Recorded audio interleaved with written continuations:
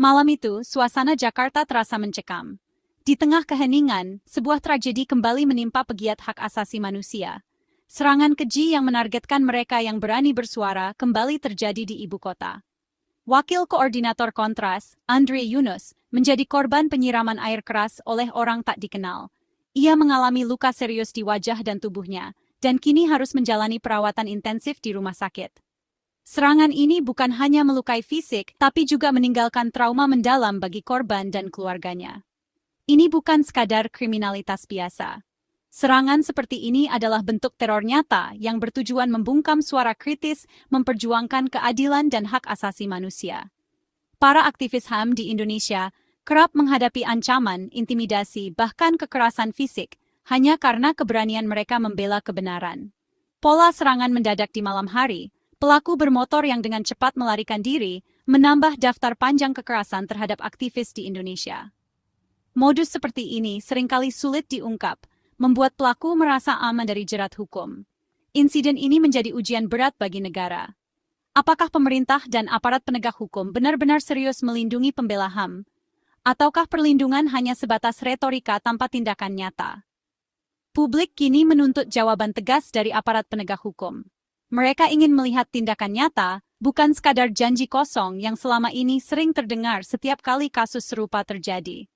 Masyarakat menuntut keadilan ditegakkan tanpa pandang bulu. Serangan terhadap Andre Yunus adalah serangan terhadap nilai-nilai demokrasi dan kebebasan berekspresi itu sendiri. Jika dibiarkan, kekerasan seperti ini akan mengancam masa depan demokrasi di Indonesia. Kasus ini menjadi ujian nyata bagi supremasi hukum di negeri ini. Apakah hukum benar-benar berdaulat atau impunitas akan terus dibiarkan merajalela?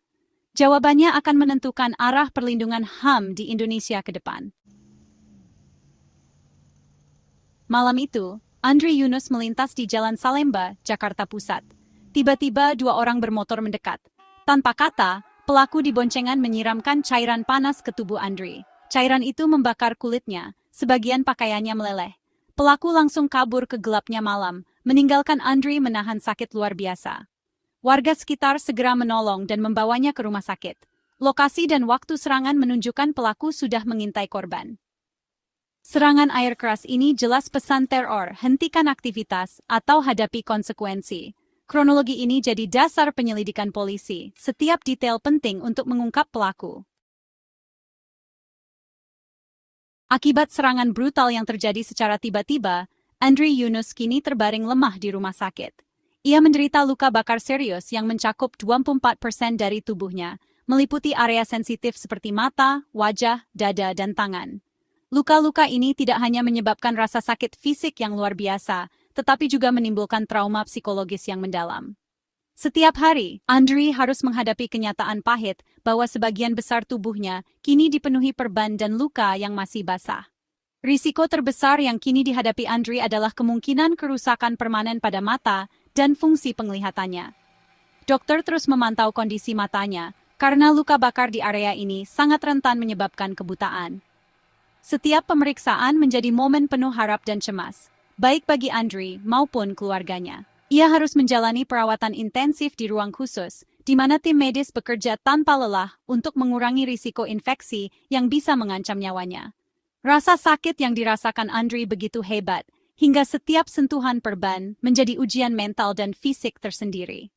Proses penyembuhan luka bakar memang panjang dan penuh tantangan. Wajah Andre yang kini hampir seluruhnya tertutup perban menjadi simbol bisu atas kekejaman yang dialami para pembela hak asasi manusia di negeri ini.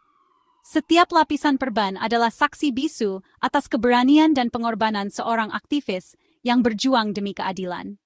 Di tengah penderitaan, solidaritas dari rekan-rekan aktivis, keluarga, dan masyarakat terus mengalir. Mereka datang silih berganti ke rumah sakit, memberikan dukungan moral dan semangat agar Andre tidak merasa sendirian dalam perjuangannya. Kehadiran mereka menjadi sumber kekuatan tersendiri bagi Andre untuk terus bertahan. Kondisi kritis Andre Yunus pun menjadi perhatian luas, baik di media nasional maupun internasional. Berita tentang serangan terhadap dirinya memicu gelombang kemarahan dan simpati publik. Banyak pihak menuntut keadilan dan perlindungan lebih bagi para pembela HAM. Luka bakar yang diderita Andre bukan sekadar catatan medis di atas kertas. Setiap bekas luka adalah bukti nyata adanya serangan sistematis terhadap kebebasan sipil dan hak asasi manusia. Kasus ini menjadi pengingat bahwa perjuangan menuntut keadilan masih jauh dari selesai. Proses pemulihan Andri diperkirakan akan berlangsung lama, penuh dengan terapi fisik dan mental. Namun, di tengah segala keterbatasan, semangat untuk menuntut keadilan dan melawan ketidakadilan harus tetap menyala. Perjuangan ini baru saja dimulai, dan dukungan dari semua pihak sangat dibutuhkan agar suara kebenaran tidak pernah padam. Dugaan keterlibatan oknum TNI dalam serangan ini memicu spekulasi publik. Mabes TNI segera membentuk tim penyelidikan internal untuk menelusuri kebenaran. Kepala Pusat Penerangan TNI menegaskan komitmen transparansi dan profesionalisme. Jika ada prajurit terlibat, TNI berjanji memproses sesuai hukum tanpa pandang bulu. Hasil penyelidikan internal akan diumumkan terbuka ke masyarakat. Koordinasi TNI dan kepolisian sangat vital untuk menghindari simpang siur informasi. Publik menanti bukti nyata, bukan sekadar janji, demi keadilan dan nama baik institusi. Kasus Andri Yunus langsung mendapat perhatian dari pemerintah pusat. Presiden Prabowo Subianto menginstruksikan aparat hukum mengusut kasus ini secara tuntas dan objektif. Arahan Presiden menegaskan pentingnya transparansi dan kecepatan dalam penyelidikan. Setiap perkembangan harus disampaikan terbuka ke publik untuk menjaga kepercayaan masyarakat. Tidak ada alasan bagi aparat untuk menunda atau menutupi fakta. Tekanan dari Presiden jadi pendorong utama agar penyelidikan berjalan efektif. Publik akan terus mengawasi, menuntut janji negara benar-benar ditepati.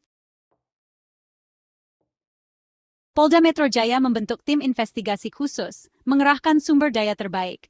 Barang bukti seperti helm dan botol bekas dianalisis forensik untuk mengidentifikasi jenis asam. Olah TKP dan wawancara saksi dilakukan berulang untuk mengumpulkan petunjuk. Polisi menduga serangan ini direncanakan matang, bukan penganiayaan biasa. 4 terduga pelaku telah diidentifikasi, namun belum ada yang tertangkap. Polisi juga harus melawan disinformasi, seperti foto pelaku palsu yang beredar di media sosial. Klarifikasi cepat penting agar penyelidikan tetap fokus. Setiap langkah polisi kini jadi sorotan publik. Polisi memanfaatkan teknologi investigasi modern, termasuk analisis lab 6 rekaman CCTV sepanjang rute korban. Teknologi pengenalan wajah digunakan untuk mengidentifikasi pelaku meski gambar minim. Selain visual, pelacakan sinyal ponsel di sekitar lokasi kejadian juga diterapkan. Data digital ini membantu menyaring nomor-nomor mencurigakan yang mungkin milik pelaku. Kombinasi analisis forensik, saksi, dan teknologi canggih jadi pendekatan komprehensif polisi. Ini pertarungan antara pelaku yang bersembunyi dan aparat yang menelusuri jejak dengan teknologi. Keberhasilan metode ini akan jadi presiden penting bagi perlindungan aktivis ke depan. Publik dan kelompok sipil menuntut bukan hanya eksekutor, tapi juga aktor intelektual di balik serangan. Tim Advokasi untuk Demokrasi mendesak polisi membongkar jaringan dan motif serangan ini. Menangkap pelaku lapangan saja tak cukup. Dalang harus diungkap untuk menghentikan siklus kekerasan. Serangan ini dianggap pelanggaran HAM berat karena menargetkan pembela HAM. Tim advokasi memberi tenggat waktu informal agar pelaku segera ditangkap. Setiap hari tanpa kemajuan memperbesar risiko hilangnya bukti dan kaburnya pelaku. Pengungkapan dalang jadi barometer keseriusan negara melindungi pembela HAM. Kasus Andri Yunus kini menjadi sorotan nasional, menarik perhatian masyarakat dari berbagai kalangan. Setiap perkembangan kasus ini terus dipantau, baik oleh media, aktivis, maupun masyarakat umum. Banyak yang menilai, kasus ini bukan sekadar perkara hukum biasa, melainkan ujian besar bagi integritas sistem pra-peradilan di Indonesia.